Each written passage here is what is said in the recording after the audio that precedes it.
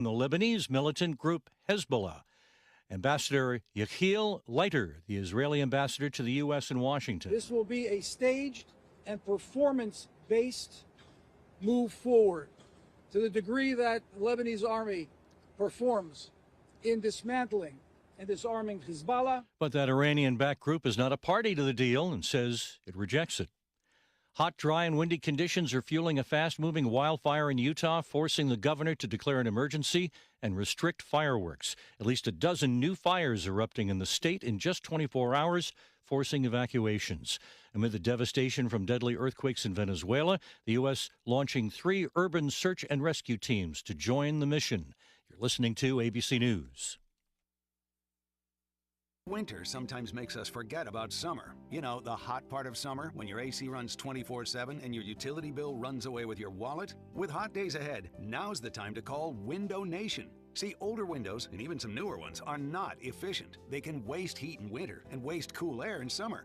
It's a lose-lose. But Window Nation windows with insulated glass, strong frames, and tight seals are so good they're warranted for life. You get a cooler, more comfortable home and the potential for big energy savings. And now with Window Nation's Buy 4 Get 4 free sale, replace all your old leaky windows at half the cost. A-plus BBB rated Window Nation even offers no money down and no monthly payments or interest for 2 years. But hurry, just like spring, the Buy 4 Get 4 free sale won't last. Call now 866-200-8670 or visit windownation.com. In select markets, trust our family of brands, New South Window and ArmorView. Call 866-200-8670. That's 866-200-8670 or windownation.com.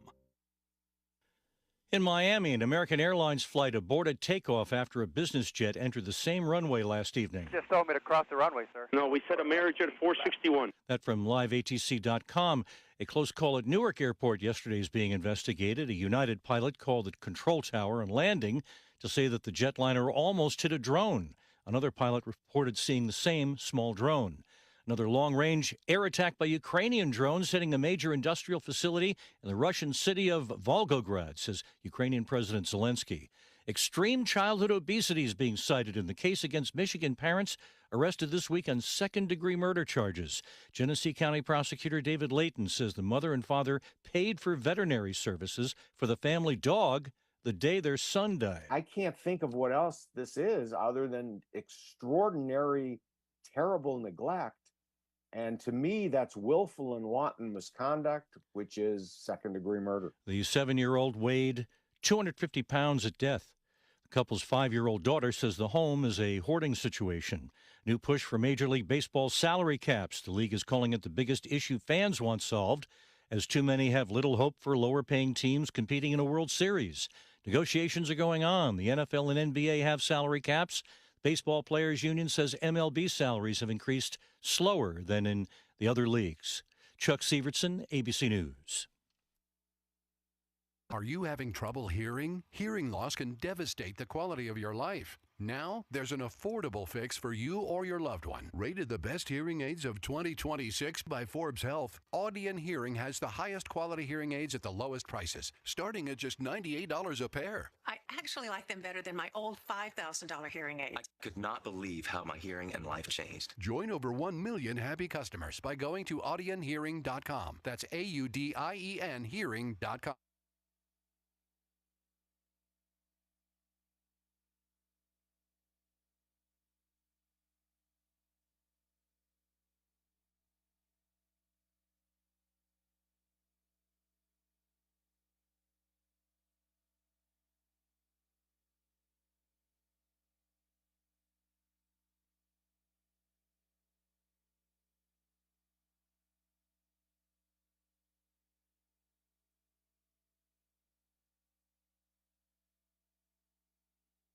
NASCAR, IndyCar, Formula One, Formula E, and NHRA Racing Talk. This is the Championship Racing Network. Now here is your hosts, Steve West and Matt Nicholson, with producer John Myers. Well, we're all in here in some way, shape, or form. I don't know.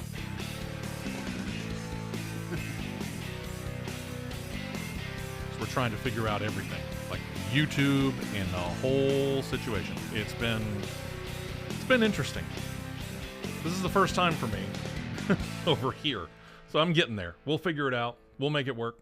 And good morning to you. I'm Steve West. Matt Nicholson is over there. We appreciate him taking over the main seat. And let's see. Let's try that. Hey, what do you know? Hey. We're up, I think. Yeah, it's on, but minus you. It's just me only. Yeah, exactly. Let me do this. There you go.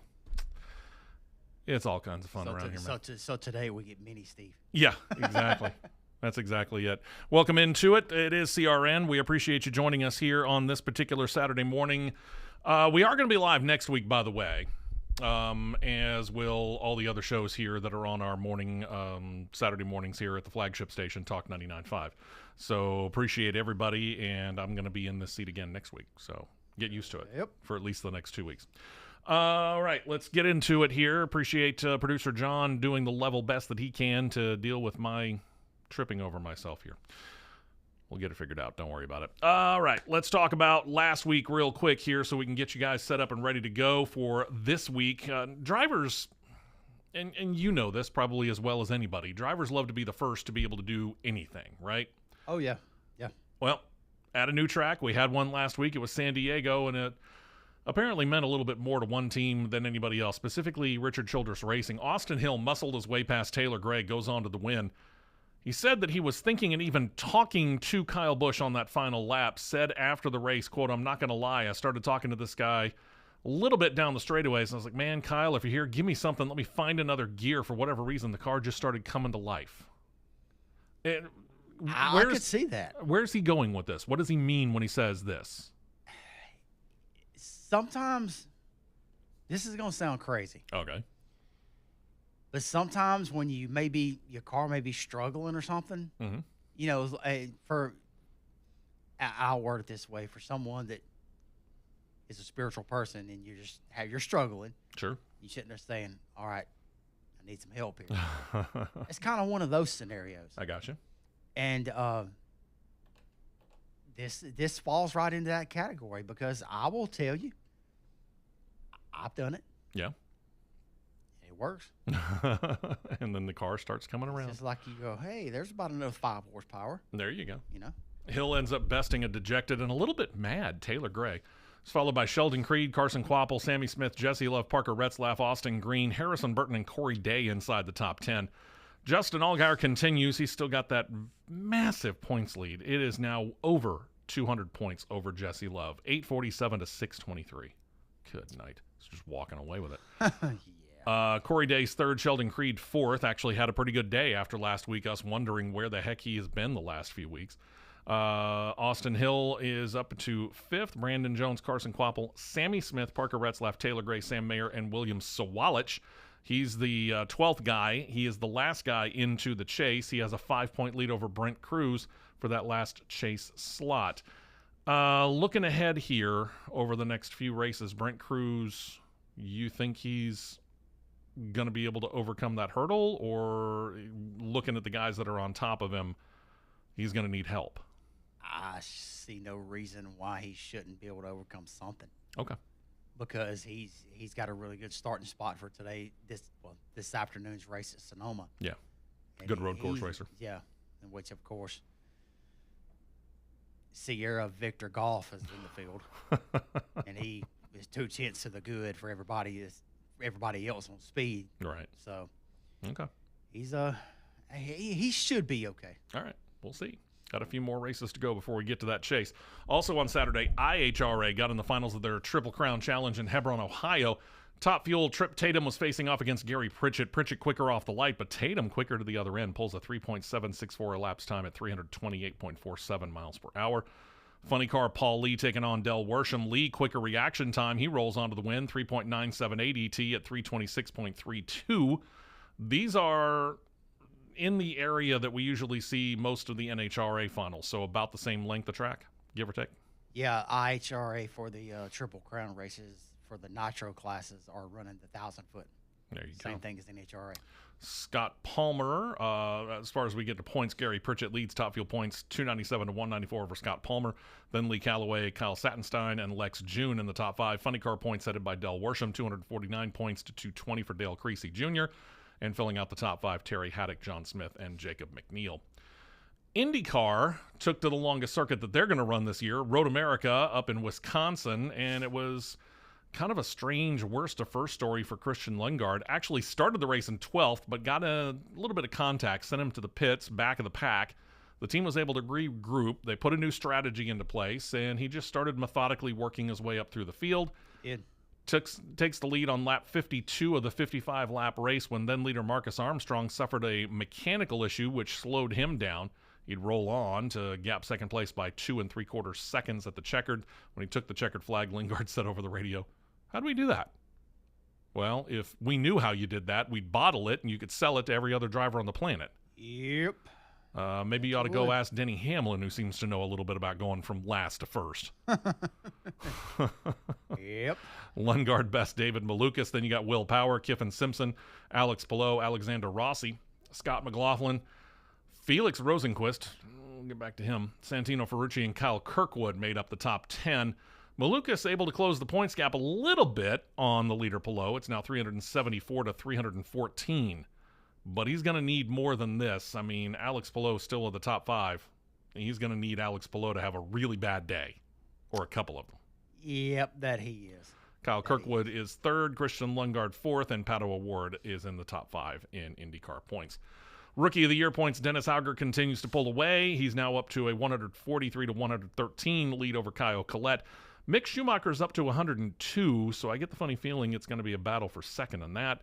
Honda and Chevrolet. Honda leads Chevrolet in the manufacturer standings 827 to 772. And then that sends us back out to California. Cup Series race in San Diego. At the start, it looked like it was going to be a battle of the Chevrolets. SVG, Connor Zilic leading the way. When Austin Hill was able to get that RCR number 33 up toward the front, on a restart, Hill and Zilic were leading the field. Hill locked up the brakes going into a turn, got into Zilic, slowed both of them. SVG had nowhere to go, and what you end up with is a 9-car wreck that took out many of the early favorites. And let's face it, in our fantasy league, killed at least Matt and I, and probably the vast majority of the rest of the field there. I would bet the farm on that one. Oh, so what happens? Here comes the Toyotas. Tyler Reddick looked like he was going to claim the win as he did at COTA earlier this year, but he ended up overdriving a corner late in the race, and that gave his 2311 teammate Corey Hine the opening that he needed. He took advantage of it, got up beside him. Reddick tried to fight back, got a wrong line a little bit going into turn 5, ended up dooring Heim, and then backed off the accelerator. Let Heim get the lead. Then he had a problem on the 45 car. It allowed Heim to cruise to the win. In that situation there, is this respect among teammates, or what was the situation for Tyler Reddick to just let Corey Heim go? That's called driving with your head on, because if he had overdrove that corner in full, he would have wrecked both of them. Sure. Taking each other out.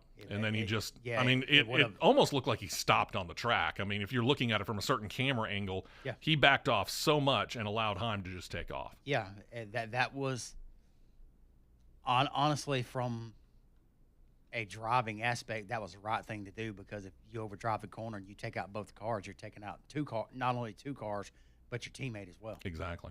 So exactly. That was very smart, in my opinion. So Heim gets his first win in the Cup Series. It's only his 13th Cup Series start, and he's not going to be full-time until next year.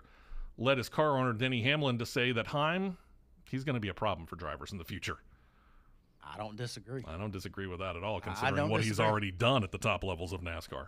If Hamlin and Mike Wheeler and all that group over there in the management and Dave Rogers, they will keep the gel of what he's got now, transferring over to whichever car that he runs, whether it's the 67 or the 35 car next year. Yeah. Keep that group together. That they're going to be a problem. Okay. Let's see who else was in there. Another 2311 teammate jumped up to claim second. That was Bubba Wallace. We don't generally think of Bubba Wallace when it talks about doing road courses, but Bubba's not really a bad road course racer. He has substantially picked up. Yep. Let's see. Kyle Larson trailed them in third. Zane Smith, AJ Allmendinger, Chris Buescher, Ross Chastain, Riley Earps with a top 10. Go get that. That'll help his resume when he's looking for a ride for next year. Ryan Blaney and Michael McDowell. Tyler Reddick's car problem saw him fade back to 25th. What was the problem on that car? Do we know? I don't think I ever found out. No. Are you talking about Tyler Reddick's? Yeah. He had a left front go down. Oh, okay. Well, that would do it. Tyler Reddick still leads the Cup Series points over Denny Hamlin. That lead that was at one point in time well over 100 points is down to 8. 716 to 708. Ryan Blaney's third, Kyle Larson fourth, Ty Gibbs, Chase Elliott, Chris Buescher, Daniel Suarez, Carson Hocevar, Chase Briscoe, Bubba Wallace, Christopher Bell, William Byron, Eric Jones, Austin Cindric, and Ryan Preece round out the top 16 that will make the chase. SVG, because of the wreck and being credited with dead last on the day, drops out of the top 16. He is 5 points under the cut line. You noted he's starting on the pole today for the O'Reilly Auto Parts Series race. Qualifying for the Cup race will happen later today. Yep. And I would say probably even money that he's going to claim the pole for that. Yeah, I would take that one. Yeah. All right, so here's your schedule for this weekend. NASCAR moving up the left coast from San Diego up to Wine Country. O'Reilly Auto Parts Series going to run the Pit Boss Food Max 250 at Sonoma Raceway. This is a 12-turn, 1.99-mile long version of that course. It'll air on CW and PRN Radio, 5:30 p.m. Eastern, 4:30 p.m. Central Time. Sunday begins with Europe hosting the Lenovo Austrian Grand Prix on the Red Bull Ring in Spielberg, Austria for Formula One. 10-turn, 2.68-mile long course. Race will air on Apple Plus starting at 9 a.m. Eastern, 8 a.m. Central Time, and they are trying to attract people. Stick around. We got news on that coming up in just a moment. Now, got ahead of myself last week when I said that the NHRA was set to begin their West Coast swing. I was ahead of it by about a month. I don't know what I was looking at. They were off last weekend. This weekend, they're in Norwalk, Ohio for the Summit Racing Equipment NHRA Nationals. Finals will actually start at 11 a.m. Eastern, 10 a.m. Central Time. Television ain't going to get into the action until Fox gets into it. Yes, it's on the main network. 5:30 p.m. Eastern, 4:30 p.m. Central Time. Considering that they generally do about 2 hours, that's kind of edging into primetime a little bit. Getting close. Not too shabby. And then the Cup Series will wrap the weekend up at Sonoma Raceway, running the Toyota Save Mart 350, same course as the O'Reilly Auto Parts Series going to use today, airing on TNT Sports and PRN Radio, 3:30 p.m. Eastern, 2:30 p.m. Central Time tomorrow. All right, so our situation is Matt is in the main room. I'm in the control room. If you're watching on YouTube, I'm in the little itty bitty picture over there. And it doesn't matter whether you're on Real Talk 99.5 TV or whether you're on CRN Live on YouTube, same situation. But thank you very much for checking us out there. As we get ready to go here, we have about an hour and 40 minutes worth of news. Leading off with this whole situation that we kind of hinted about when we were on Cross Flags this week. And the situation is, what is the future of NASCAR when it comes to street courses? And you and I talked about it a little bit. We'll get more into it here in just a couple of moments. Because, I mean, the truth of the matter is when we look at this, you and I aren't 100% sold on street courses. Nope. So we'll think about that and kind of go over it. But we'll also find out what NASCAR's Chief Operating Officer, Ben Kennedy, who really is kind of the scheduling master for NASCAR, has to say about it first.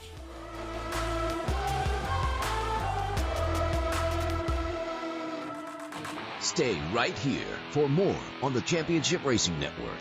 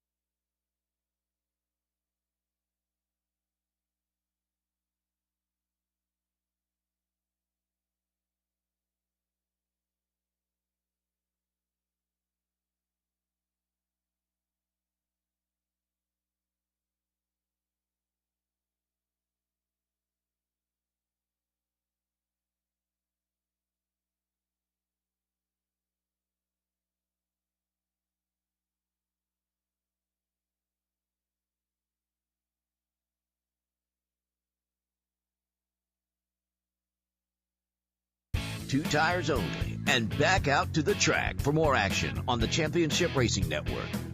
We are back indeed. Thank you very much for joining us here on this Saturday morning. Going through all these different ways of looking at things, and when I stop and I think about this, and again, street courses are controversial. I think that might be putting it mildly. NASCAR's chief operating officer, Ben Kennedy, got asked about the weekend when the Cup Series wrapped everything up last Sunday. He said this, quote, "I think we all looked around the room today and said mission's been accomplished." He noted that he and the Department of War had begun working on the details of doing the San Diego race over a year before it actually happened, and the fact that they were able to make it happen in that time, he said, was a feat. Quote, "We feel like this is a tremendously successful event. Obviously, we want to be respectful that this is an active military base at the same time. It's a great partnership, a great pairing, being the 250th anniversary of the United States Navy, 250th anniversary of the United States of America. Can't ask for a better time than this. We'd love to return. We're also cognizant of the fact this is an active military base, and we want to be mindful of that." So the logistics are difficult. I get that. That's no worries on the understandings there. But the truth of the matter is, if you're going and taking out, I don't know, 8 to 10 blocks or whatever it is in Chicago, isn't that a bit of an inconvenience? Yeah. You've got to deal with logistics all over the place, right? Yeah. So stats that NASCAR was willing to release, keeping in mind the Truck Series race a week ago yesterday, as we are live on this Saturday, was actually closed to the public. They did it mainly for the people that were on the base. Yeah, they did mainly, but I think last week, midweek or something. Oh, did they actually open it up? They opened up a little bit of it for a limited amount of tickets. Nice. But I was kind of surprised that the truck race didn't have a bigger crowd than it had. Yeah. Overall, they say 125,000 people attended the races on Saturday and Sunday, people coming from all 50 states, 17 different countries. Their initial questions of those in attendance showed 2/3 of the attendees had never been to a NASCAR race before, and they also noted that female attendance was about 10% more than normal. In that situation, I do kind of wonder how many of them are naval personnel or related to Navy personnel. I would say probably 50%. Okay. 50% at least. All right, so let's get down to brass tacks, shall we? I know. Let me put this on hold. All right, take that. Yeah, you go ahead and do that, and I'll get our caller on. Well, so and with Ben Kennedy, is asking, is the future of NASCAR on street courses? Well, he quoted him as saying, "We really weren't in the business of street courses 4 or 5 years ago. We were in the permanent facility business, and that is what a majority of the NASCAR schedule is going to be, continue to be for a long period of time. At the same time, street courses, I believe we could have 1 or 2 of them for a long period of time in the future of our schedule." However, Kennedy noted that he and his team continue to look at the future, specifically about this time to about 2030 or so, that he could see returning to either downtown Chicago or the San Diego Naval Base are possible, if not preferable. Nothing is set even for 2027 at this time. Yeah. So we seem fairly convinced that we're going to be ending up doing this, right? Mm-hmm. Or at least Ben Kennedy is fairly convinced that we're going to be doing this. Yeah. Of the two, you and I talked about it on Cross Flags, I would prefer to see them back in San Diego because I like the course better than I like Chicago. I mean, I'm sorry, I do. If I had a preference, if it was a dead set, no choice, we got to pick one or the other, and we're going to do a street course race, one per year, I'm going to have to go San Diego. Yeah. I'm not impressed with the course that they laid out in Chicago. I get it. They're limited. It's a big city, and, they're trying to have it in a small area, but a picturesque area at the same time. Yeah. But if you're picking it over track to track or whatever, the more compelling race and the better track, in my opinion, is San Diego. Here's why, and I'll elaborate on that. San Diego, with the undulations and the characteristics of the track, combined with the surface changes, that threw a decent element into it, in my opinion. Yeah. You gotta get the drivers to get used to, every single different part of it, plus the little Dukes of Hazzard jump as you like to call it. Because you're going from old concrete to new concrete to old asphalt to new asphalt to crane tracks to bumps to jumps to everything. Yeah. So if they're insistent upon doing it, I'd rather see them go to Southern California and do this on the San Diego Naval Base. But I would also ask them to shorten this because that is a long course. Yeah, it would be a hard shorten. I think it would be difficult, yeah, but there may be a way to do that. Maybe they'll look into it. I don't know. But the problem that I got, and it wasn't as big of a problem as I was worried about, because you've got a long time to be able to clean up whatever problem you got on the track. But if you have a full course yellow, remember NASCAR doesn't throw localized yellows like Formula One does. Sure. So they're going to throw a full course caution on a 3.4 mile track like that is. That's a 10-minute jog around that course under yellow, under pace conditions. Yeah. That's a long dang time to be under yellow. Yeah. And, so they're either going to have to do one of two things. They're going to have to think about doing a localized yellow if it can be worked out. I mean, I get it. If somebody drops a whole lot of fluid down on the track, you got to probably throw the full course yellow just to slow everybody down. But, if somebody spins out, just throw, don't throw the flag. But if the field's coming around, throw localized yellow. Tell them slow down through here. Yeah, unless you have a car that is absolutely destroyed and in 10,000 pieces, keep it at a local yellow. Yeah. Give them at least 30 seconds. Well, I take it back. Give them at least 15 seconds to get the car refired and moved. If the car won't refire, then you throw it. Yeah. Yeah, I could agree with that. So. Plus, and we saw a couple of drivers that kind of stalled out not on the racing line, and they gave them a lot of time. They did. To try and get those cars started. I think Austin Dillon was one of them. Yeah. They gave them a lot of time to get that car back going. And kudos to them because, truth be told, they need to do a whole heck of a lot more of that. Right. They do. But back to what you said, it being a 3.4 mile course, that is a little bit long. That's good. That's only a half a mile shorter than Road America. Exactly. So I mean, I do wonder if there was a way to shorten that course. But yeah, I'd rather go back there. Plus, how many times have we heard NASCAR talk about they want a footprint in Southern California? There it is. I'll admit I was skeptical about it. I was very skeptical about it. I was too. But if you're going, as I said, if you're going to take if you're going to go with Chicago or San Diego, I go San Diego because Chicago was nothing but a dull race. Yeah. Only thing you had was the fountain that you went by over there. Yeah. Okay. Congratulations. You got a fountain. Yeah, we appreciate sure. you. All right. Let me see. Can I hit that? Yes, I can. Dixter wanted to call in and talk about the San Diego Naval Base race. Go ahead, Dixter. Well, it wasn't a naval base. It was an Air Force base.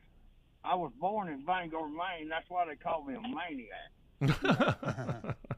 But I come to Columbus, Mississippi, or Maxwell Air Force Base first, and then Columbus. My dad used to be squadron commander over the B-52s when they were B-52s at Columbus. And they would have what they call on May the 28th a show for everybody.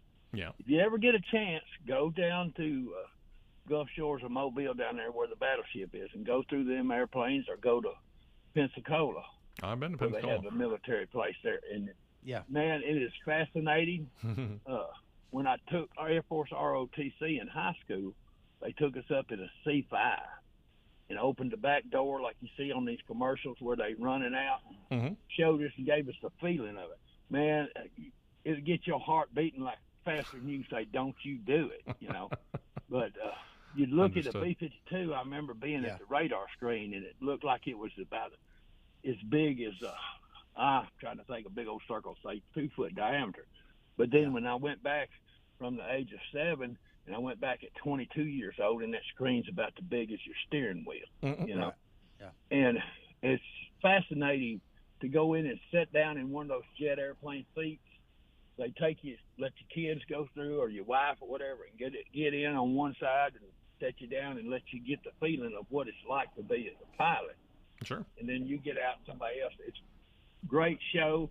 You need to go to any military thing. You see how the military operates just slightly. There you go. It's fascinating for young kids, I'll There you tell go. you. But it's an awesome thing to do. and you kind of get a feeling of what their life was like, you know. Sure. My dad flew B-17s during the war. He couldn't watch them war movies like the ones where Jimmy Stewart quit playing baseball and became a pilot. And one of the things my dad said when he learned how to fly, he was training. It was the Army Air Corps, what it's called first. Yep. And he joined up, was going to be a medic. He said after 6 weeks of training, he'd done seen enough blood and guts, and they come around and says, "Anybody want to learn how to fly?" And he raised his hand, you know. And they took him up, and he said he learned how to fly by the seat of his pants. They had the stick in the middle, and they let him get on and learn. They taught him. But he was a lifer, stayed in there 30 years, and they made him quit flying because he's squadron commander. And he said, hell, if I'm going to be behind the desk, I'm going to become a civilian. Understood. And, you know, he takes all the fun out of it. He said, amazing, you see them B-52 sitting on the ground, if you ever seen one. And the wings are hanging down like a scarecrow that's been up for 2 years, you know, in the weather, how their arms are out there straight. But that wings will flex 17-foot difference when they're flying, you know, when they're climbing and stuff. Yep. The wear and tear on them. It's just amazing what you can see when you're flying in one of them things. But that was the awesome thing for me was when we were strapped in on the side of that C-5, we had all the floors were out of it. And you're strapped in, and they open that back door, and you can look out there, and you can see everything, you know. Yeah. Right. But Dixter. they wouldn't. I'm surprised somebody didn't want to try to jump out, parachute out of it. Probably not the best idea. It's idea. amazing to watch how they shoot them Jeeps out with them parachutes and parachute them down to the guys that's down on the ground, you know. Yep. All But right, it's Dixter. a fascinating deal. If you ever get a chance, go to one of them air shows. Absolutely. And that Warthog is one of the finest planes you could ever see. I mean, it'll shoot a bullet every 6-inch square. There you go. It's amazing to watch, and it'll get your heart beating real fast if you ever see it firsthand. There you go. Dixter, appreciate it very much, tell man. you what it's like. Thank you much. Appreciate you, man. It is fascinating. I mean, here's the thing. Coronado is naval base. You can look it up, Dixter. But yeah, it's fascinating. To be able to look and see some of the logistics that are part of it. I watched that Amazon Prime special, Navy versus NASCAR, which kind of added a little bit to it. Really, really a lot of fun.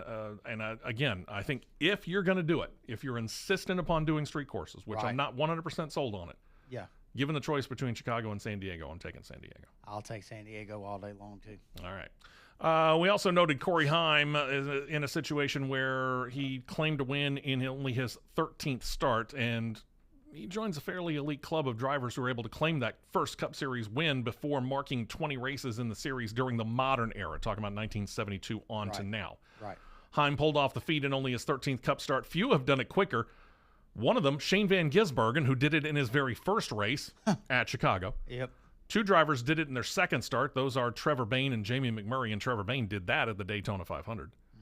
In his third start, it was Kevin Harvick who went to victory lane. Justin Haley matched that. Brad Keselowski won in his fifth start. Austin Cindric wins in start number 8. Then his 11th start, remember the name Ron Bouchard? Yep. 11 starts. Ron Bouchard claimed his first win. Dale Earnhardt Jr. won in his 12th Cup Series start. Heim joins Jimmy Johnson as drivers to get win number 1 in race number 13. Davey Allison wins in 14th start. Carl Edwards, Juan Pablo Montoya got their first wins in their 17th start. Matt Kenseth got his win in start number 18. Joey Logano got his first win in start number 20. And I broke it down of the tracks that are represented on this list, and we talk about this just about every single time we go out there. Talladega is known for first-time winners, regardless of whether we're talking ARCA Menard Series, Craftsman Truck Series, now the O'Reilly Auto Parts Series, or the Cup Series. And sure enough, both Talladega and Daytona have 3 of those first wins on that list that I just mentioned. Yep. Charlotte and what is now Echo Park Speedway in Atlanta got 2 of those each. Texas, Auto Club, Sonoma, New Hampshire, and Kentucky are in there as well. And then, of course, most recently, the 2 street courses, Chicago and San Diego. Yep.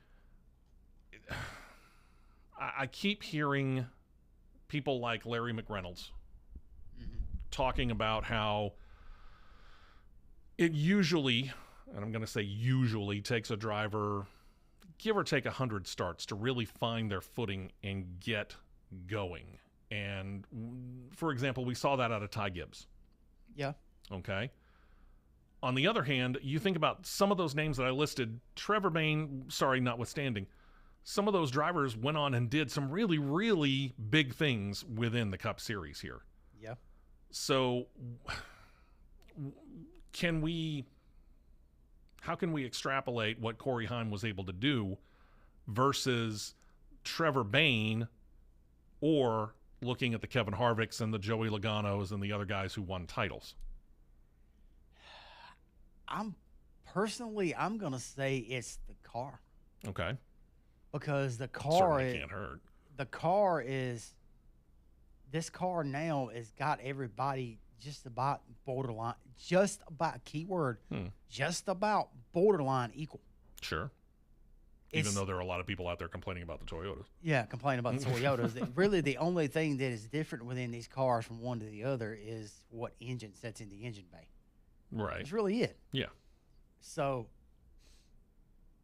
I'm going to say it's down at the car because all of the main suspension and driveline components are all identical.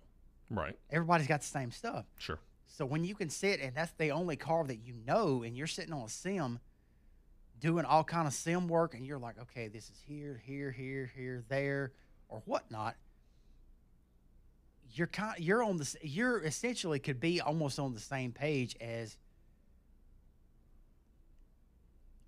somebody think of here. A 3-time champion, like Joey Logano. There you go. Just throw him out there. Yeah. You're on that same level. It's like, okay, this kid's coming in here, race 13, winning a race, and I'm in race 13 of the year, race halfway through the year, and I can't even break the top 20. Right. It's back to what I always say. Who's doing their homework the most? Yeah. And Toyota has done it. And then some. Yeah. They have this car down. Ford, you and I were talking about this, and it's been a conversation in the past few weeks. Ford doesn't seem to really have their eye totally on the NASCAR ball, so to speak, so it doesn't seem to be a priority of theirs. And there are probably some people within the Ford racing camp that would probably dispute that, but the performance on the track does not back up their disputing what we said. And Chevrolet seems to be having some growing pains because they slightly altered the body this year, and they haven't really adjusted to it that well. Mm-hmm. So we'll see what happens. Speaking of Chevrolet drivers, A.J. Allmendinger going to celebrate a landmark 500 career start at Sonoma this weekend. He'll be the 48th driver in Cup Series history to hit that mark in their career and do it at what he considers his home track, Sonoma. Last week, he was asked about his future in the Cup Series. It was last Saturday. Told media that he has every intention on being in that number 16 Cup Series ride next year as well. Quote, "I'm not going anywhere." Like, I laugh when I see that. I mean, according to Chris Rice, the team CEO, I've got a contract till somewhere about 2032, so I'm not going anywhere. I do kind of laugh about it. Oh, next year? Yeah, it's not on my mind because I'm here for life, one way or another. I think it's always whether I'm doing a good enough job and I'm further moving us and our race team forward. That's what goes back to the frustration part of it. That's why I'm always like, I need to be better to keep us moving forward. But that's up to Matt, colleague, team owner, and Chris Rice. And at the end of the day, don't feel like I'm going anywhere. Well, you and I questioned him being dropped down to what is now the O'Reilly Auto Parts Series a couple of years ago. Why did they do that? I'm still puzzled by that one. But I mean, he went down there and was a serious threat to win a championship that year. Sure. Because he come alive and won a bunch of races on ovals that nobody expected him to win. Yeah. And there you go. Well, and there is that pending change here that we're waiting on the official word of. So let's do that as a little bit of a tease here, because you think about it. Everybody got to talking a whole heck of a lot about, is Dodge accelerating their time frame to get up, or back up, I guess might be the better way to put it, into the Cup Series. We'll be talking about that here coming up in a bit. We'll also talk about how solidly those next-gen cars are built and something that they're doing to try and maybe soften some impacts. That's next on CRN. Don't touch that dial. The Championship Racing Network will be right back.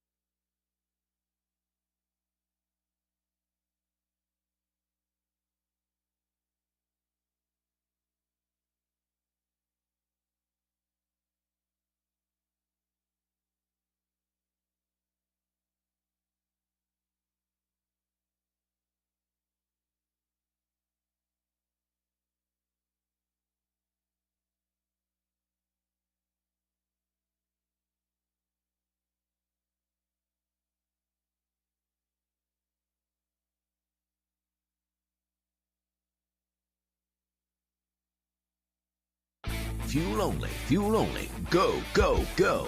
We're back to the Championship Racing Network. Indeed we are. Welcome in here. Final segment of hour number 1, being brought to you by the fine folks at Soluria Brewing Company down in Alabaster. If you know where the old post office is, you know exactly where they are located. Was out there last night, had a great, fantastic time hosting music trivia out there, as I do every Friday night, or just about every Friday night anyway, as long as my schedule works out when it comes to my other jobs, of which I have way, way too many, I'm starting to realize. But great selection of craft brews in there. They also have some ciders. They even have a root beer for the kids. So if you're bringing the kids along, there's something that they can drink as well, and other sodas that are available. And it's just a great time to go in, a great place to go in, hang out, enjoy an afternoon. Sometimes they're open on Sunday. If you follow them on the social media, Soluria Brewing Company on either Facebook or on X. Still can't get used to that. They'll let you know real quick on Sunday morning whether or not they're going to be open. Plus, they still have those shirts for sale that I sported, I think, last week here on the show. Nice Soluria Brewing Company logo on the front chest and then on the back side, celebrating the 250th anniversary of our country. And those are for $25. And in that particular situation, $5 of that goes to the local VFW. So really, really good stuff. Old Post Office, not the new one, the old Post Office in Alabaster, Soluria Brewing Company. Thank them very much, everybody, for coming on board and being a sponsor and a supporter of the show. When you go there, tell them you heard about it right here on CRN. Now, as we get back into the show, you and I have talked about this. You have had the chance to go, and then later on, we had the chance to go through it, and we were kind of staring at these Gen 7 cars from all different kinds of angles. And these things are built like tanks, man. They are. And they did after year number 1, they did do a slight change to the rear assembly, which allowed it to kind of have a crush zone. Yeah. Thankfully. But apparently there's still some complaints about how the impact is so hard on these cars, but it all seems to get translated to the driver as opposed to having the energy dissipated so that the car accepts it and the driver doesn't get so much jarring and maybe have, I don't know, a concussion or, well, in the case of Christopher Bell, a broken wrist. Right. So what they decided to do is maybe do a little bit more give. They've worked up a rule book update, takes effect immediately, kind of weakens the structure behind the front bumper. The intent is to absorb more of the energy or any form of impact from any form of impact. At this time, it's really more short track package for the Cup cars. Go into effect for the races that are coming up in North Wilkesboro, Richmond, Bristol, Martinsville. The thing about it is I'm not so certain that this is going to do exactly what they said, because of all the things that they're doing to this, all they're doing is taking out some of the foam behind the bumper cover. That does absolutely nothing. I mean, they redid the entire back end to where it, I'm not going to say had shocks, but I can't think of another way to put it. Yeah. It had a cross member or an X member that allowed everything to kind of collapse so that the driver's not taking all of the impact of a hit from the rear. Yeah, it made it where it would give more. Yeah. In this particular situation, you're just taking some of the foam out of the front bumper. Yeah, it's going to cause a little bit of give to that front bumper, but now it's just going to go right into whatever the structure is behind that. Which would be the radiator. Fantastic. I don't know if this is going to do exactly what they said they're hoping it's going to do. Well, we'll find out in a few weeks at Wilkesboro. I was going to say, maybe we can consider it a start, but how good of a start is it? That's not gonna do nothing. No, I don't think it's not going to do anything until you go back to a frame that is frame and a chassis that is actually welded together, not bolted together. Right. Because those bolts, I've seen the bolts that go into the chassis. Right. They're probably about they're stout. That big around. Yeah, they're stout. They're huge bolts. Okay? Because you got to have that size bolt to be able to put a clip onto a center section halo area, greenhouse area, to where it will actually hold. And if you hit the wall at just so right of an angle with the forces of it, it doesn't rip the whole clip off the car. Yeah. You got to have it with a gigantic bolt. But that just means it's built that much more solidly. Yeah, it makes it that much more rigid. Yeah. And when you don't have a chassis that doesn't have weld points that don't flex, you've got a problem. Yeah, and you get into something where you have severe number of G's from the car hitting a wall or another car or whatever it is. The unfortunate part is the car is built so rigidly, all of that energy is being sent to the driver. Yeah, because that's the most expendable piece to have energy dissipated to. The most flexible piece. Let's call it that. Yeah, and unfortunately, we can kind of credit that for being the ending of Kurt Busch's career. Yep. And I think we can easily state that it was very much a major factor, if not the whole factor, of Christopher Bell's injury that he's suffering with right now. I'm going to say at least 85% of it. There you go. Let's see. A few weeks ago, we noted Jimmy Johnson has admitted that one estimate put it at 27, of notable celebrities have come on board as part owners of Legacy Motor Club. The first one that got announced, former Hootie and the Blowfish singer and now country singer Darius Rucker. Johnson said at the time he was going to roll out some of the other names throughout the remainder of the 2026 season, and the first one of those was announced on Thursday. Guy Fieri of Drivers, Dive-Ins, and Diners, Drive-Ins, and Dives. Easy for me to say. His involvement, Johnson has said, is going to be beyond simply being a part owner. It's also going to include some collaborative creative content. Think about it. Not only does he have that show, he's got some other stuff that he's doing on TV, along with fan engagement, licensed merchandise in order to pull together the worlds of NASCAR food and lifestyle culture. All of this, according to the team.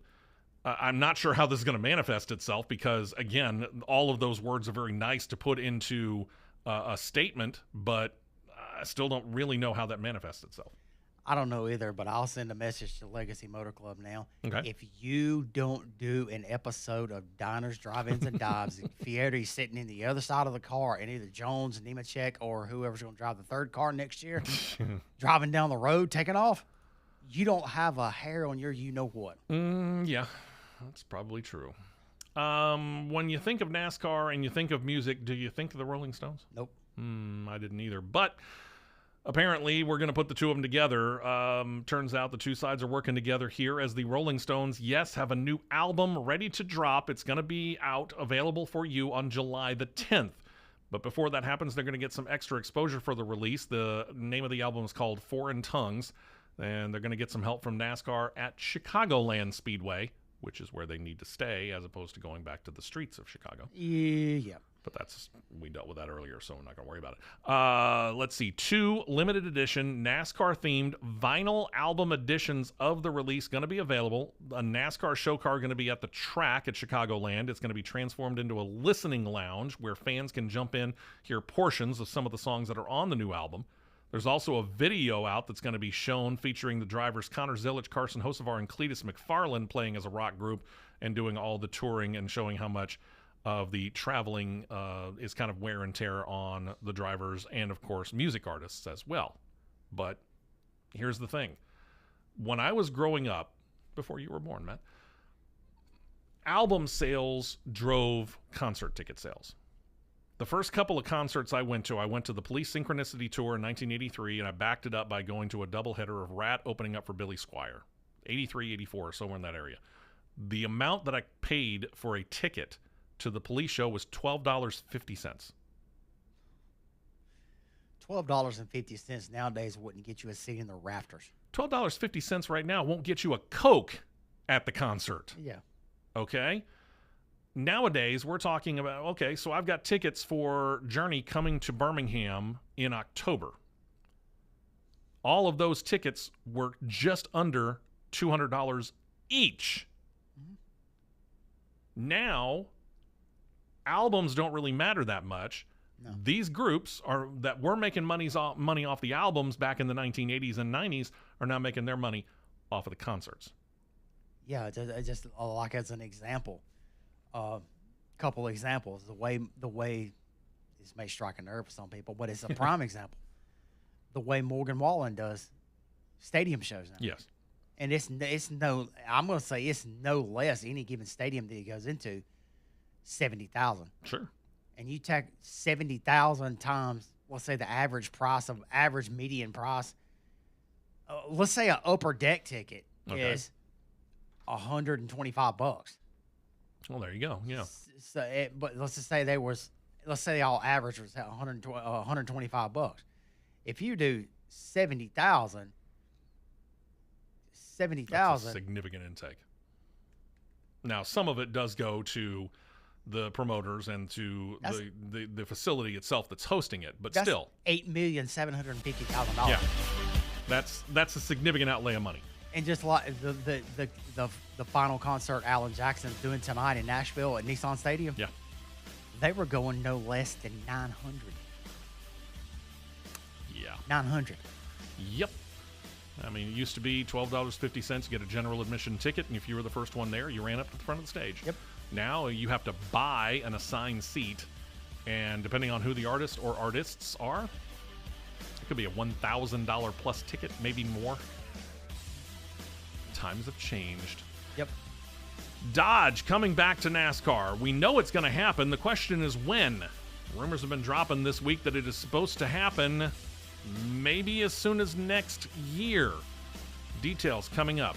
Hour one's in the books. Don't worry, we got a second hour of CRN coming up right after this break.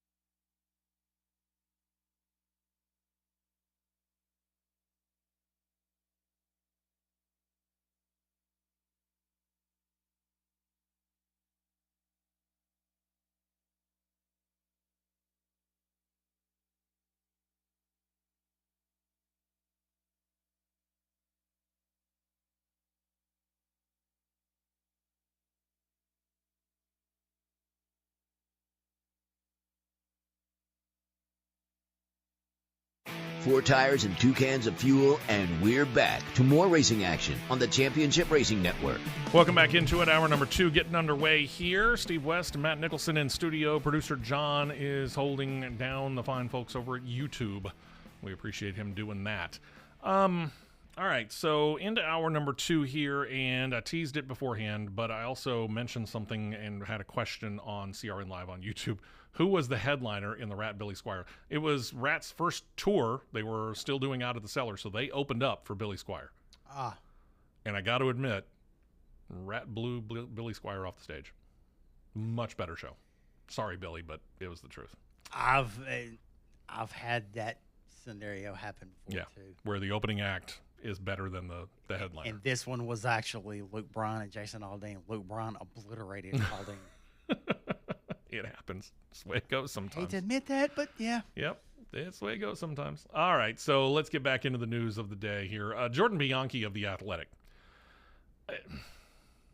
I find Jordan's reporting sometimes to be really, really good, and other times I look at him and go, what the heck are you doing, man? I would concur. We'll see where this one goes. He's reporting that the Dodge brand could be back in the Cup Series as soon as next year, which would mark the fourth manufacturer that's been missing in the Cup Series since 2012 when Dodge backed out of the series. Bianchi claims that multiple industry insiders have been briefed on the plan. I always love that. Multiple industry insiders. Okay, this is like sources tell me. Okay, well, who's your source and are they reputable? That's the big question when it comes to this. Dodge has said previously the plan was to get the Truck Series arm up, running, and established, and then maybe enter the Cup Series 2028? But no one, including Bianchi, seems to have an explanation for this moving target date. In addition, there are hurdles that still need to be cleared, amongst them car and engine design being submitted and approved. Now, one would presume that they've been working on this ever since they put out the new, Charger, or is it Challenger? Charger. Okay. One would presume that they have started work on that ever since they introduced the new body style, right? Oh, yeah. So, again, here's the situation. We don't know how far down the road that is. Has it been submitted to NASCAR? I said this, pretty sure I said this last week, and I've said it before when referring to talking about Dodge. Mm-hmm. I would bet everything that I could get my hands on at 2-to-1 odds and double my money that there is a Dodge Charger, Challenger, whichever one they want to do. Whichever one it is. Whichever one it is, as well as a Dodge engine that has been developed already sitting in the Research and Development Center in Concord, North Carolina. I would think so because, you got to go through this process. You got to submit it. It's got to be approved by NASCAR. There has to be testing performed. It has to be NASCAR approved. The report states that Stellantis, which is the parent company of the Dodge brand, has overseen initial wind tunnel testing of a new car and in recent weeks came up with how to produce the engines needed in a shorter time. I'm wondering exactly what that means. Well, I guess, I mean, do you really want to make a shortcut in an engine that you're going to put out there and try and race with? No, I know. But in recent weeks came up how to produce engines. You cannot tell me after that they revealed the Ram for this year at Michigan last year, they were already developing an engine. And they almost had to have been. You have to be. Now, again, here's the curiosity. Does this happen? What we do know is this, and they talked about it ad nauseum last weekend because A.J. Allmendinger and Cowlick Racing are Chevrolet right now, but of course they're running the Ram trucks in the Craftsman Truck Series, which means they have really no factory support from Chevrolet for the Cup Series. No. And that was a big topic of conversation last week. Mm-hmm. Is it that Cowlick Racing is kind of screaming bloody murder here that, hey, let's go ahead and accelerate this situation so we can actually get some factory support out of this? Could that be it? It could be likely. It could be Tim Kuniskis pushing buttons too. Like, hey, let's move this forward. Let's move this forward. Okay. I think we can do some damage here. Okay. Okay, you can do that. But let's look at the bare bones of it here. Mm-hmm. Between now and 2000, let's say 2027. Okay. It's very, very, very likely that there's only going to be 2 Dodges on the Cup track. Probably. All right. How many engines do you think you would need right off the bat? Here's why I say this. Oh, that's actually an interesting question. Here's why I say this. Because the way the short blocks are done now and how things are done, there's a lot of teams that run the same engine multiple races in a row. Mm-hmm. Yeah, as long as it doesn't blow up. Sure. So, but here's the other side of that. We haven't really seen a whole lot of engines. It happens once in a while, but that's actually kind of news nowadays to hear of an engine blowing up. If an engine failure or anything like that, most of the time nowadays, it's a head gasket blowing. Yeah. Or you may have one that slings a rod cap breaks, slings a rod, whatever. Well, we used to hear about that stuff all the time, though. But in technicalities between today, June 27th, and next year's Daytona 500, if you're going to put a Dodge on the track, technicality, you only need 6 engines. Okay. Your primary, you have a backup for each primary as a just in case, and you have a secondary backup as a just in case. Okay. And then you're dealing with a speedway package versus a short track package. So you need to build those as well, so that you're set up for at least the beginning of the year. Yes. There you go. Let me rephrase that. You have 8. You have two 550s, and you have 2 750s for each car. And then to they're start. backups. To start. And then you have plenty of time to get more engines developed in the pipeline, because it's not like you're taking over. It's not like you're going to have a scenario where you got one manufacturer jumping into a scenario where they got to cover engines for Gibbs and Hendrick. It's not that scenario. Yeah, these guys Two are cars. just covering for Cowlick. And if you want to get technical, if I've got, and I'm going to use me for an example here, because I built an engine before. Sure. You give me the blueprint. You give me every single part and piece I got to have by on Monday. I'll have one engine built by Friday, fully. There you go. Fully. That engine's ready to go to the dyno and break in, and while that engine's in the dyno and breaking in, I'm working on engine 2. Sure. While that one's going, I'm working on engine 3. And now you've got a whole, I would presume, you've got a whole engine department, so it's not just one person in there building an engine. Right. So, in reality, by let's throw just a hard date out there. September 15th, I could have engines built enough ready to get through the first 3 weeks of the season. There you go. Now, on top of what Jordan Bianchi said, here comes the latest lesson, and don't believe everything that you read or see on social media. In the wake of the report that they were fast-tracking this Dodge Charger, Challenger, whatever it's going to be, some people started to say that RFK Racing is a likely candidate to move to Dodge. Now, Brad Keselowski was, when he was with Penske, driving a Dodge, right?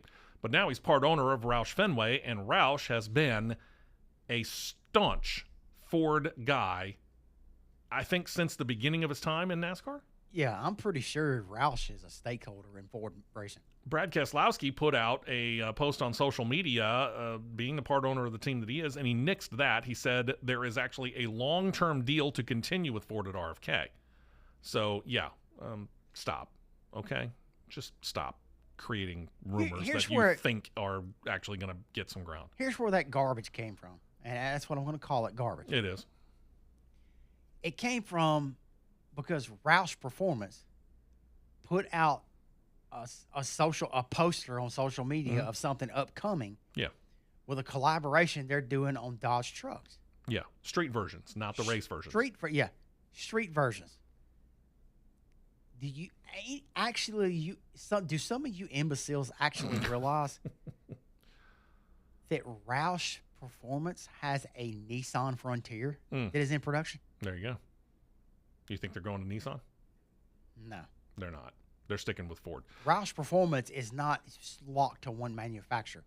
They do stuff for multiple manufacturers. They do a lot of stuff for Ford, don't get me wrong. There's a Ford pickup truck that's got the Roush Performance in it, and now Dodge turned to them and said, "Okay, let's use your expertise and let's see what we can do."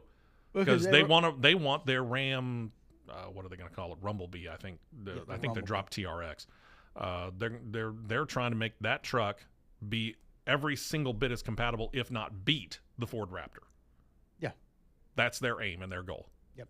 And so why not go to the guys that helped build the Ford Raptor or probably had some say in it? Yeah, I mean, because everybody automatically thinks of Ford Raptor, Roush Edition, Ford Lightning, Roush Edition, Roush Mustangs. That's Roush is notorious for. Yeah. It's like, oh, they're going to Dodge because they're going to collaborate with Dodge. No, they're not. No, they're not. Kaulig Racing, the only team that's truly linked to Dodge right now through the Truck Series program, and it does make sense that whenever Dodge finally does come in, that Kaulig will be them. Here's the other part of it, though, because you said it. Probably they're going to only have 2 cars. Bianchi added to that report and said that due to the preference of the existing 15 teams that hold at least one charter in the Cup Series, the entrance of Dodge is not going to trigger NASCAR creating and releasing any new charters. So what that means is, to expand beyond Kaulig, Dodge is going to have to convince an existing team to switch brands, which they may be able to do. Because, again, this goes back to that whole being a big fish in a little pond or being a little fish in a big pond. And are you the little fish in the big pond that's being dominated by some really, really big fish? If I'm Rick Ware, I would entertain an offer from them if they wanted to offer. Yeah, could see that. And work with Kaulig and probably get with all due respect, get a lot more factory support than what you're getting right now in your Chevrolet. True, because something that I've caught with my keen eye here lately, some pictures that have surfaced, pictures that have been shown on social media of cars being prepared in the RCR shop, and a car that got transported to California on a car swap out by an RCR hauler, Rick Ware. Okay, then. So they've got a pretty firm, I think they got a pretty firm collaborative effort with RCR, which in a way that explains some of the uptick that you see in the 51 car being a Chevrolet. Yeah, they're getting good support, but, how much support are they really getting from Chevrolet considering they're this small team who's ready to sell off one of their charters? That's where Legacy Motor Club is getting their third. True. So we'll see. It's true. For those of you who might wonder if the TV show NCIS is based upon something real or made up for TV, well, it is real. And all you need to do is go ask the NASCAR fan who scaled the fence last Saturday and walked onto the track and approached the 00 Haas factory team Chevrolet at Sheldon Creed. Yep, he jumped over the fence, ran up to the 00 car, leaned down, had a short conversation with Creed through the window net, wrapped it up with a fist bump, and as he walked away, slapped the hood of the car. Scaled not 1, but 2 fences as he went back to the fan area. Now, Creed laughed it off. He said on the radio, quote, "I think he's wasted." You think? I didn't even understand what he was saying. Please let the officials know we have no part in this guy. The suspect not identified. NCIS issued a statement on social media afterward that read this, quote, "Crossing the finish line? Great. Crossing the fence line? Not so much. Some fans jump the fence for a good view. Others go over the fence and meet NCIS. Stay in your lane and off the fence, or NCIS and our partners are going to put the brakes on your plans." Made me think of Watkins Glen years ago with Matt Kenseth. Yeah. Or was it at Richmond where the guy climbed up onto the catch fence and Richmond. it was Richmond. Yeah, and he was sitting at the top of the catch fence just watching as the cars went around. Yeah. Talladega, we had the guy who jumped over and got into the pace car and took it for a ride. That was 40 years ago now. Yep. Yes, it happened. Go look it up. So, if you are of a mind to do something stupid, apparently you're going to figure out a way to do it. That's about the best way I can put it. I suppose about the best way you can put it, too. Yeah, and I think Sheldon Creed nailed it. I think he's wasted. Oh, he gave a post-race interview. I think it was Matt Weaver, that I seen the video of. He said, well, if there was somebody down there, I was at least going to ask him how my damage was on the car. He said the guy couldn't even tell me what the damage was because he was so drunk. Nice. Yeah, surprise. Then there's back to Kaulig Racing. Their number 25 Ram truck. It's been an all-star truck basically from the beginning of the year. To date, they've had 12 different drivers get behind the wheel of that. Now we can make it 13. Ryan Newman is coming out of retirement to give this truck a run. One run. Newman, of course, retired from NASCAR after the 2023 season. Hasn't raced a truck since, 2018, I think it was. He does have 7 starts with 1 win in the truck series. Came in his first start. The dude won in his first truck series start in Atlanta in 2008. I don't think this is that bad of a move. No. It's going to happen at, North Wilkesboro? Wilkesboro. Yeah. So not a bad move on his part. He gets to do something that we've seen several other notable drivers do. Tony Stewart at Daytona, and then we've seen Clint Boyer in the truck. We've seen Jamie McMurray, I think. Jamie McMurray, Clint Boyer. Before he got moved over to the 10, Corey LaJoy drove it. That's true. The only repeat drivers that there's been for the 25 truck has been Parker Kligerman and Carson Ferguson. Yeah, I mean, I got to admit, it's a pretty cool deal that they're doing with this particular truck, and it's a great opportunity for Ryan just to dip his toe back into the water and have a good time for one race. It'll be somebody that can give solid feedback. Sure. On what the program needs and what things need and what the truck needs. McMurray. I would have expected McMurray to be on an oval, not a road course. Right. Because McMurray was honestly a fish out of water. I would agree. There was no way he was going to be able to give them the kind of feedback that they needed to improve their program. Yeah, and then two, especially at San Diego where nobody had been. Period. Yeah. And two, he admitted he was like I was very uncomfortable. I wasn't comfortable at all. That's a problem. Anybody that's zipped up a fire suit and cinched a helmet on knows, me included, that when you put the helmet on and zip that fire suit up and light your harness, it all comes right back to you. Sure. Yeah. Everything comes right back to you. Yeah. But I mean, the best run of the year in that truck overall until he had a problem was Clint Boyer at Dover. Agreed. Yeah. But I mean, I would think they would go ahead and announce who's going to drive it at Lime Rock, because considering Lime Rock is before Wilkesboro. That's true, but I guess, hey, whatever they're going to do, they're going to do. Ryan Newman is the guy at North Wilkesboro. We'll see what happens. I did find it interesting. Tony Stewart showed up on Kevin Harvick's podcast, and they got to talking about the run at Daytona and Tony's problems, shall we say, with NASCAR. I'm putting that politely. But he actually kind of said during that interview that he enjoyed the race. The act of just getting into the truck, starting it up, and getting out there on Daytona. And actually popped the idea of maybe he and Kevin Harvick getting into a race together. And Kevin Harvick was not exactly shutting that idea down. Well, here's how that can happen now, because I caught this yesterday. Well, last night while I was trying to go to sleep. Mm-hmm. Caught this with my eye. Kevin and Keelan are back running with Rackley Ward. They're running a Cars Tour Northwest Series race in Washington today. There was something drastically different I caught with Kevin Harvick's car. Yeah. When he backed out. Okay. It's not a Chevrolet. Interesting to note. He is running a Toyota car. That is interesting to note. We'll see. It'll be interesting to see how all that works. Tricon, there you go. Yeah, there's your opportunity. There's your opening. Now go see. Put Tony, call it Chris Rice. Yeah. Put Tony back in the truck at Talladega. Yeah, because put Tricon, put Harvick in a truck at Talladega. There you go. There you go. Yeah, exactly. That's the way to go. Sony's not going to run anything other than a Dodge or a Ram in this case, because that's what he's running in the NHRA. Mm-hmm. So he's beholden to them, and I understand that. But yeah, put them both in there. Yeah, let's go. Have a good time with it. I think it'd be great. Yep. All right, let's go ahead and take a break here.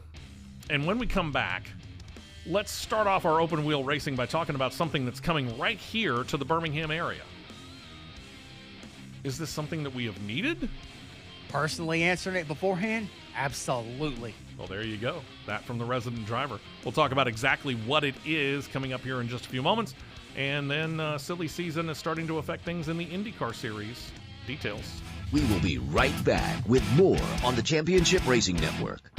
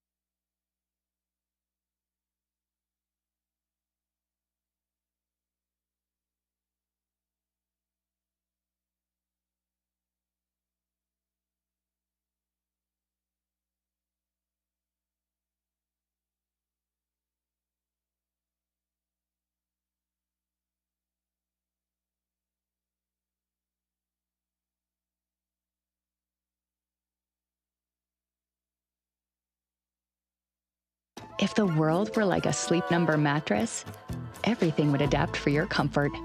Because as your life changes and your body changes, Sleep Number mattresses adapt and shift to give you personalized comfort night after night. And right now, new mattresses start at $1,500 during our 4th of July sale. To experience a whole new world of comfort, visit a Sleep Number store or go to sleepnumber.com. Sleep Number. To a good life sleep. My name is Whitney Allen, and I'm a widow. My husband, Ryan, died. We never thought we'd ever have to use life insurance, but the unexpected happened. With Ethos, signing up was fast and 100% online. You can get a quote in seconds, apply in minutes, and get same-day coverage. No medical exams, and you can get up to $3 million worth of coverage. I'm grateful we were prepared. Get your free quote at ethos.com/term. That's ethos.com/term. Paid spokesperson. Time spent on application may vary. Online health questions required.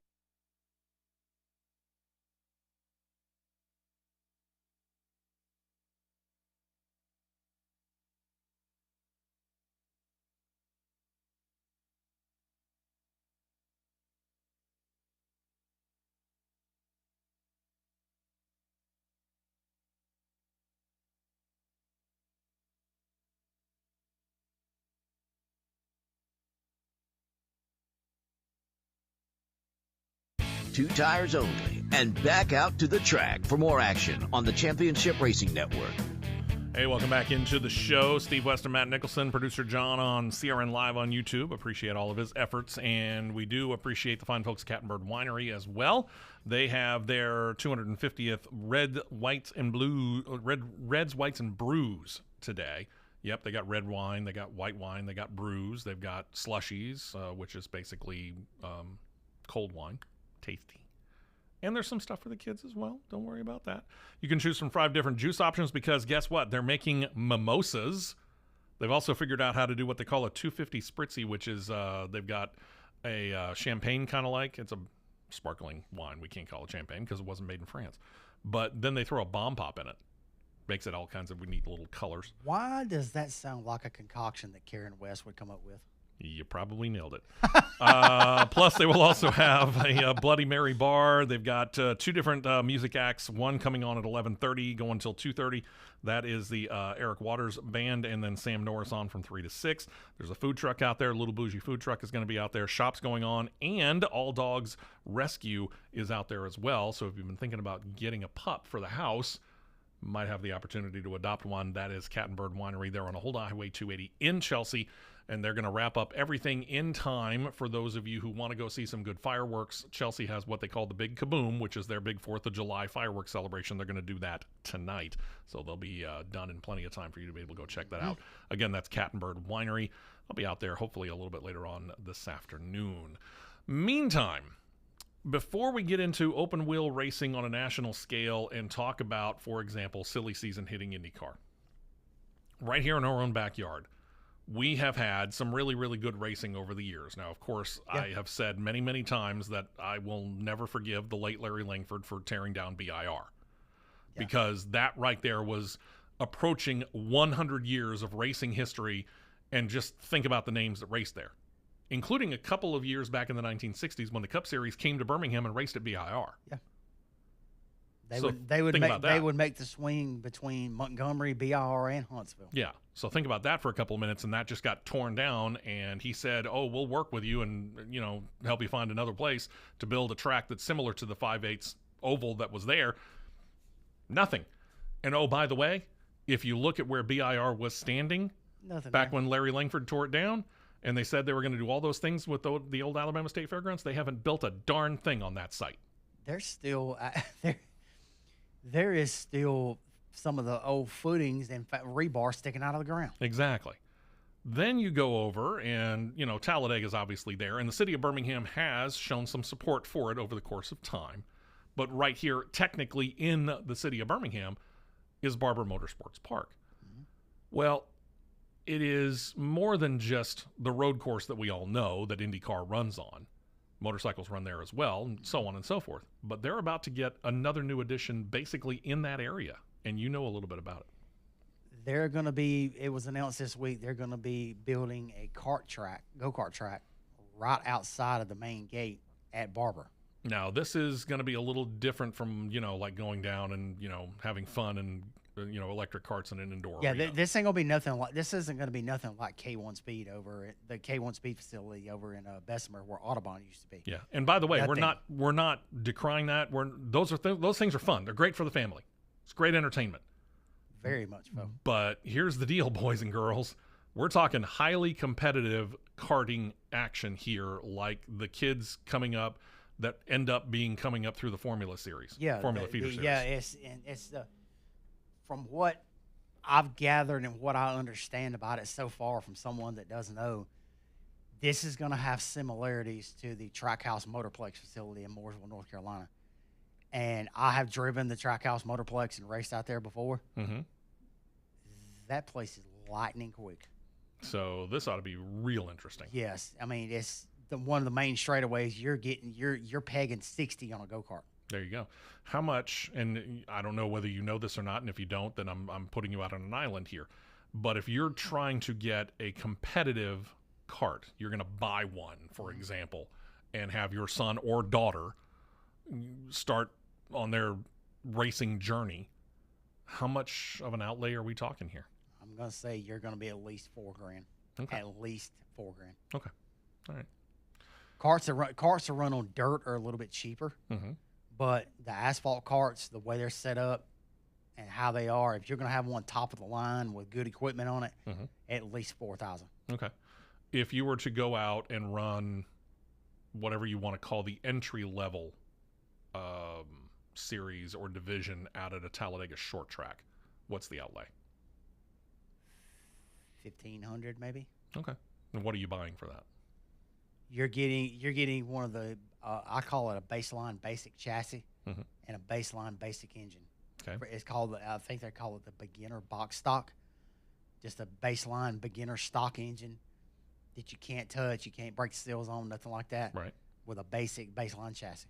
So if you are thinking about getting your kid or your kid has expressed an interest in racing, now you kind of know where to go. Yeah, and about how much it's going to cost. And this is going to be, to my understanding too, when there's not series out there running, there will be karts that public can drive. Oh, nice. Guess where I'll be. Be a CRN outing. What I'm really wanting to see is I would love to see Barber Motorsports Park, the area. It doesn't necessarily have to be under the Barber name, but I'd love to see that become a true motorsports mecca for the city of Birmingham. Be a motorsports park. Yes. Not just the road course. Let's build a BIR style track. Let's have the kart track. Would you do a drag strip? The land is there to do it. The land's there to do it. Would you do one when you're so close to steel? Oh yeah, because you could build a facility out there that could instantly draw NHRA. Or and IHRA. Yeah, either one, maybe both. Or both. Yeah, it would be interesting to see. There you go. I'd love to see that. I think it'd be so cool. I'd be 100% in on that. All right, let's talk IndyCar Series here. Winning an Indy 500 means, well, two things. One of two things anyway. You're either set for the long term at your team because, well, you've won an Indy 500, so therefore you can pretty much write a check for the next few years.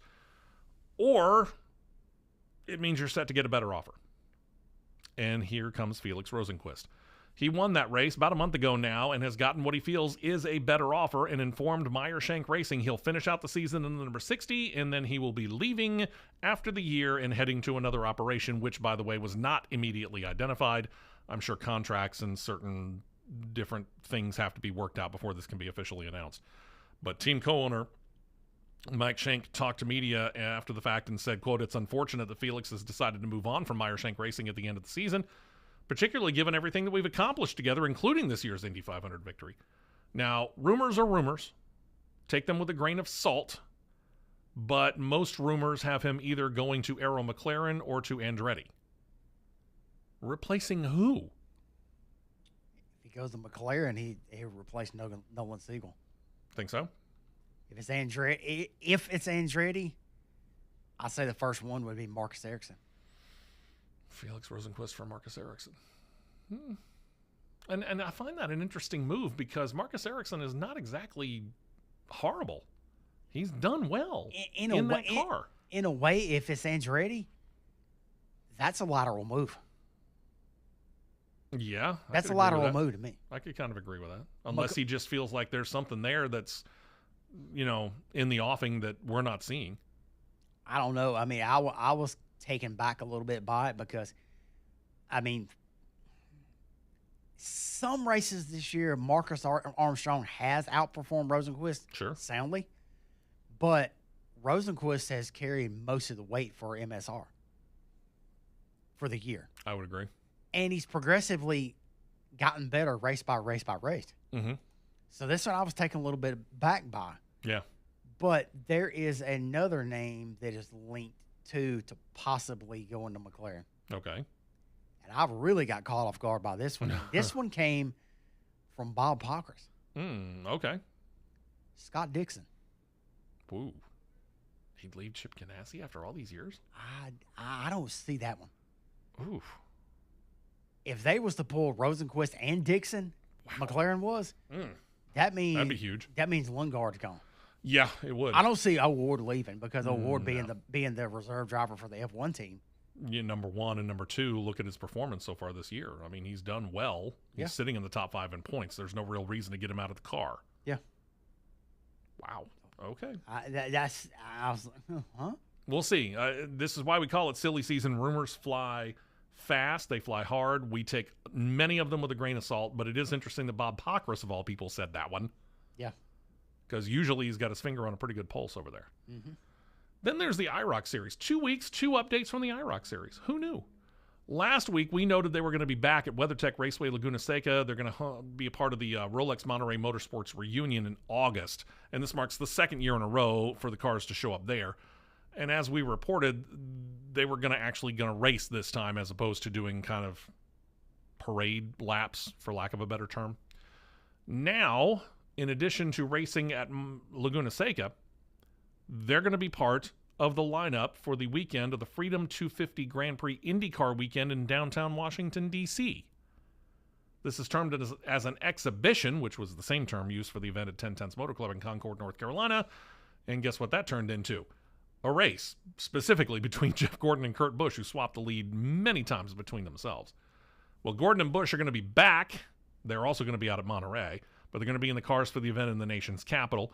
Other drivers that we know of that are going to be there from the NASCAR ranks, Bobby Labonte, Rusty Wallace, and Bill Elliott.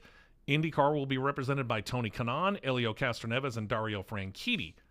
At this time, the only cars going to be used in this particular event, they're not going to take all the generations. They're only going to take the final generation IROC car, Pontiac Firebird Trans Am models that were used in the IROC series from 1996 through the end of it in 2006.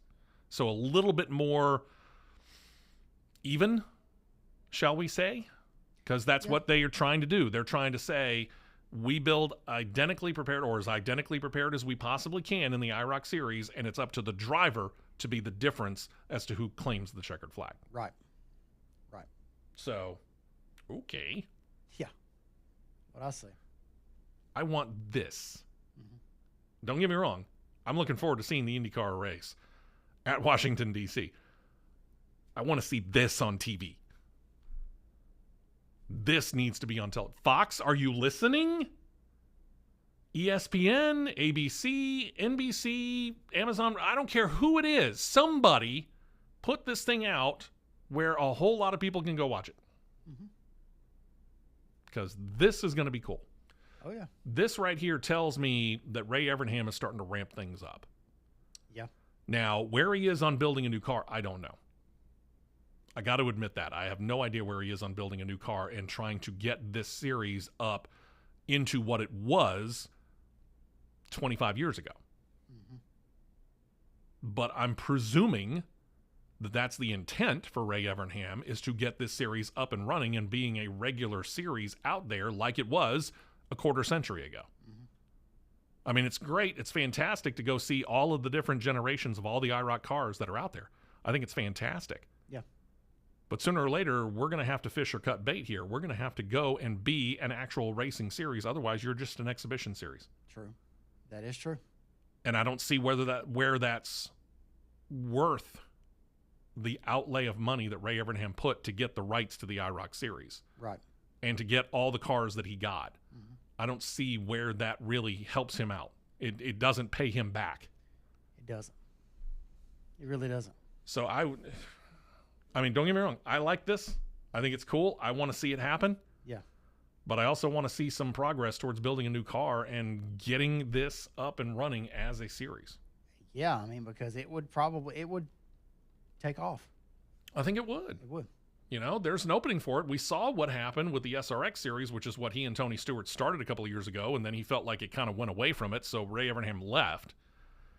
But we saw in person and we saw on television, whether it was CBS or ESPN, which took it over, how many people showed up at these short tracks all around the eastern part of the country. They really didn't go west of the Mississippi. Right, right. You know, but there were people that were coming out in droves to Stafford, Connecticut, to Nashville Fairground Speedway, to Berlin Speedway, to wherever else that they went. And they were packing the grandstands to watch the racing in the SRX series. So there is an appetite to have, for lack of a better term, the all-star race aspect that the IROC series or SRX brought. Right. You can tell that there's an appetite for it. Yeah, absolutely it is. And this is his opportunity, Ray Evernham specifically, to be able to set this thing up the way that he wants to. It's brought to you by Chevrolet, so, you know, what, are we waiting for the new Camaro body, which may come out as soon as 2028? I don't know. It's hard to say. Yeah. I mean, I would really like to know what the progress is going forward on trying to get this IROC series up and running on a competitive basis using something newer than cars that are starting to go on 25 years old. Right. You know, I mean, 2006 Firebirds, yeah, I get it. That's 20, but still. It's a body style, that body style of Firebird Trans Am started in 1993. Think about that for a minute.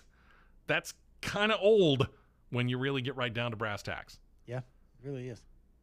I would love to know where the updates are, I guess is probably the best way to put it. So hopefully Ray Evernham will be happy to talk to somebody at some point in time here in the very near future. In the meantime, we're going to take our final break here. When we come back, we'll turn our attention over to Formula One. Qualifying for the race at Austria going on right now. We'll get an update on what's going on there.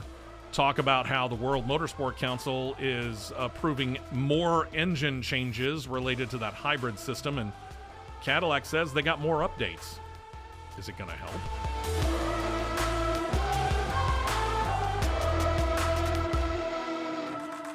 Stay right here for more on the Championship Racing Network.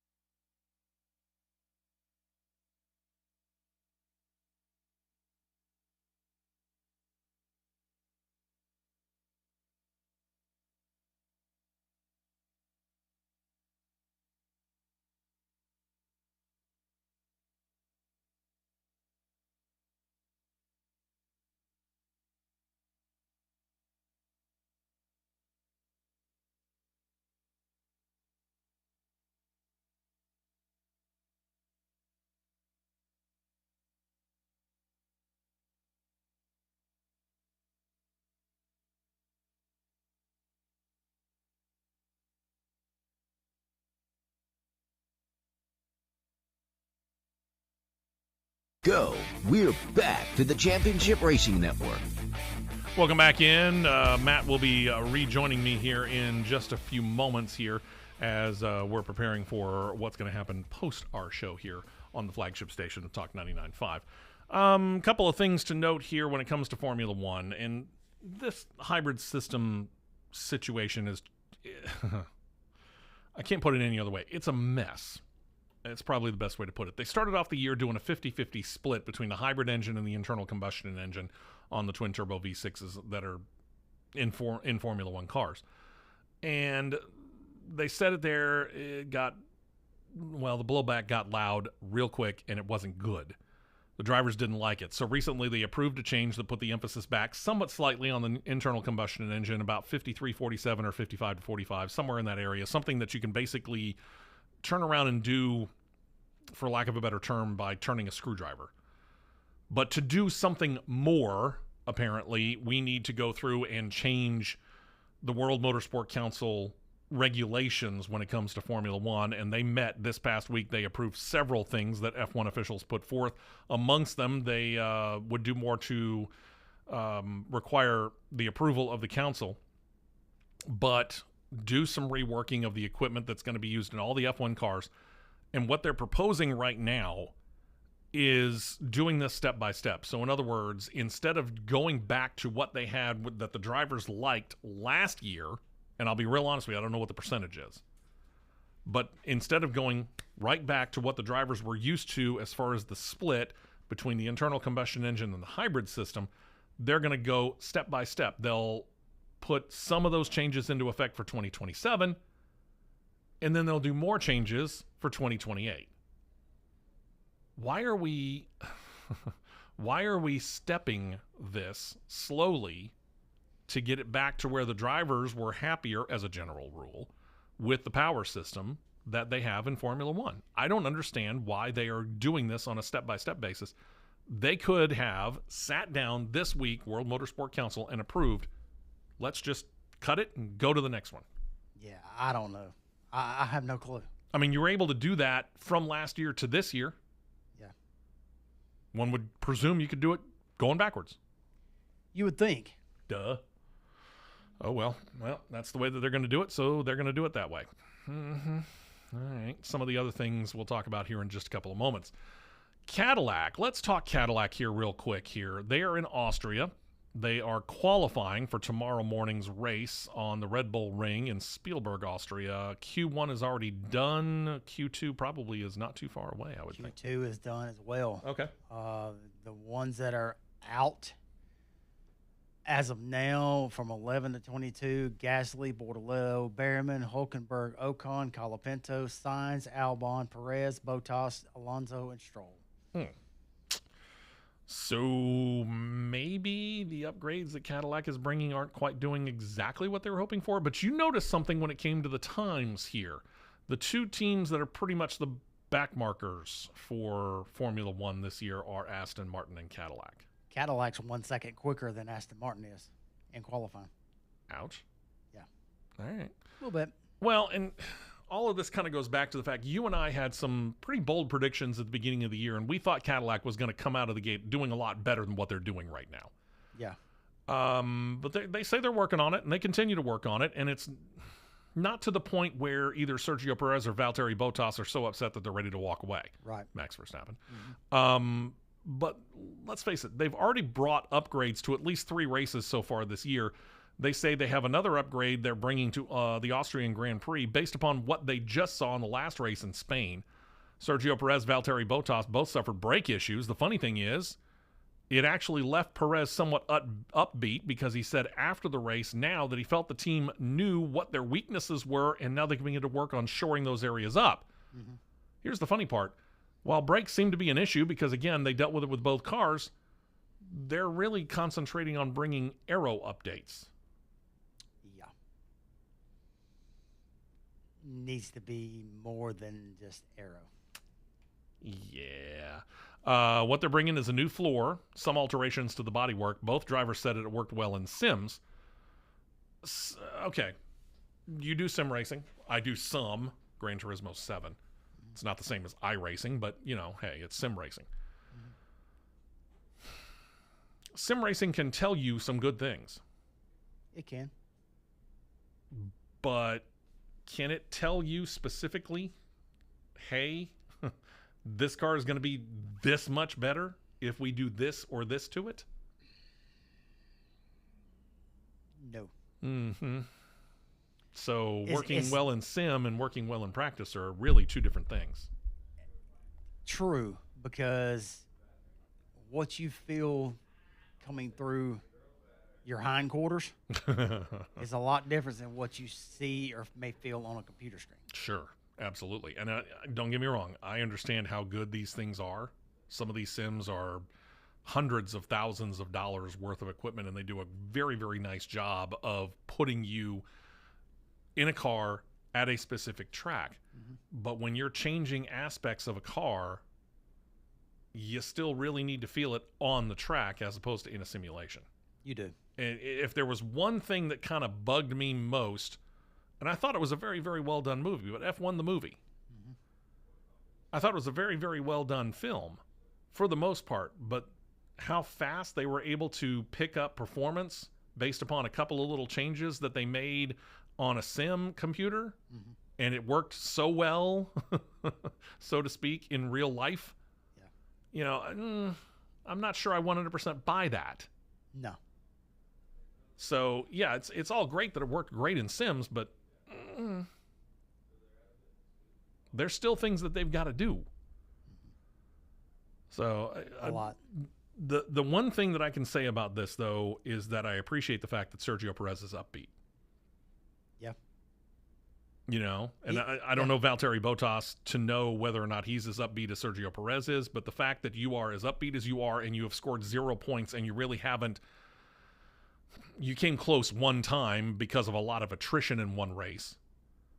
Otherwise, you really haven't been all that close to scoring points all year long. For you to still be upbeat, that's a pretty good sign. Yeah, that's Perez has always been more positive and upbeat than Bottas has.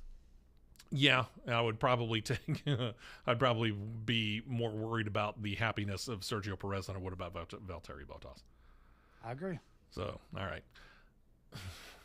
Then there's Mohammed Ben Sulayem. We told you a couple of weeks ago that he wanted to remove the restrictions or the term limits, so to speak, on the presidency.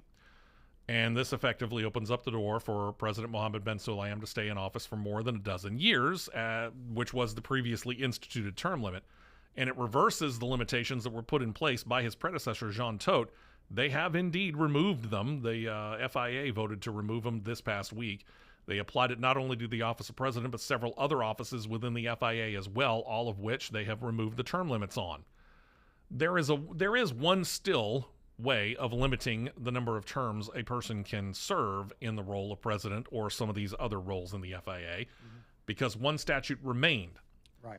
The incoming president must be under 70 at the beginning of his or her term. Now, Ben Sulayem is set to turn 68 when the next election happens, so that would effectively make that his last, unless he presses to change that as well. True. True. President for life, anybody? Yeah, that's what it seems like. Yeah. Settle down, Mohammed Ben Sulayem. Just settle down. You've made a mark. Is it a great mark? That could be questioned. I mean, all leadership can be questioned when it comes to how good it is. Yeah. You know, I think he has done some good things, but the truth of the matter is I'm not so certain that it was his doing. It may actually have been much more Liberty Media's doing, because they're the ones in control of the commercial rights of the Formula One series. Yeah, it may have been. So it may actually be more to the credit of Liberty Media than it is to anybody at the upper levels of the FIA, even though they are the governing body. That is true. Time will tell. All right, the first schedule release for the year has come down, and it's courtesy of Formula E. Got a little bit of time to talk about it, so let's talk about it. We talked a little bit about this last week as well. Practice will begin on the dedicated road course in Jarama, Spain. Then, to begin the year, they're going to head to Saudi Arabia. They will open up the season with a doubleheader on the Jeddah Corniche circuit. Doesn't this sound a little bit like what Formula One likes to do? A little. Then, from the Middle East, they come to North America for 3 straight races. None of these are going to be doubleheaders, by the way. Mexico City in mid-January on a shortened version of Autodromo Hermanos Rodriguez, shorter than the F1 version. They raced on their earlier this year. It's what they've done the last couple of years in Mexico City. Then they come to the United States for 2 races in February. The first one is actually kind of notable. They're going to COTA, Circuit of the Americas in Austin, Texas. Now, this is going to be... Makes sense. This is on the 6th of February. This is going to be on the shorter version, probably very similar to, if not the exact same one that NASCAR runs on, as opposed to what F1 does. And then they're going to go to Miami. Now, they went to Miami before, but in this case, they're going to do what we have somewhat weirdly called the Miami International Autodrome. That's the course that's made out around the stadium at Hard Rock Stadium in Miami. This one, again, a little bit shorter than the F1 course. From there, they'll stay in the Western Hemisphere. They'll drop all the way down to Sao Paulo, Brazil. That'll be a street course race in mid-March. Then we go to April. April, we'll see 1 race in Sanya, China. Then the very busy May. Early May, they'll be in Berlin as they return to the old Tempelhof Airport course. Then they go to Monaco the next weekend. They'll run a doubleheader weekend in Monaco and wrap up May with a doubleheader weekend at the dedicated road course. For the first time, they go to Brands Hatch. This solidified their problem with they weren't really able to continue at the, the Excel Center, I think it was, in London. Too short for the amount of power that they're bringing in the new upgrade for the 4th generation of Formula E car. So now they're going to Brands. They're going to a dedicated road course. Thank you. Nicely done, boys and girls. Get this. From there, they go to the Netherlands. They're going to run on the Zandvoort course. Likely not the full F1 course, but still, it's going to be on the permanent road course at Zandvoort. Good for him. Then they go to Spain, another permanent race course. They wrap up the season with 2 doubleheader weekends in Asia. Shanghai first, then Tokyo, Japan. Both of those will be on street courses because I don't know why they wouldn't go to Suzuka, but, I think they could. But apparently, City of Tokyo liked them running on the downtown streets. And they were running it at night in Tokyo. So I guess we'll see. Whole lot of doubleheaders. Here's some details to note. The first weekend of the schedule, as I said, doubleheader weekend.